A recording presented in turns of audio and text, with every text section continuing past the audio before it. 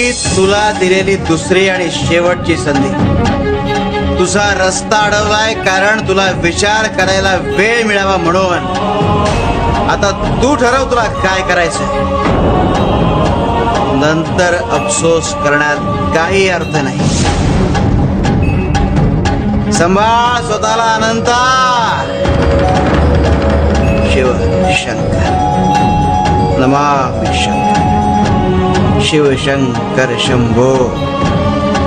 अरे कधी कधी औषधाबरोबर आशीर्वादाची मात्राही द्यावी लागते. मी दुर्लक्ष करता रे, पण आम्हाला दुर्लक्ष करून चालणार नाही. शिव शंकर शंभो.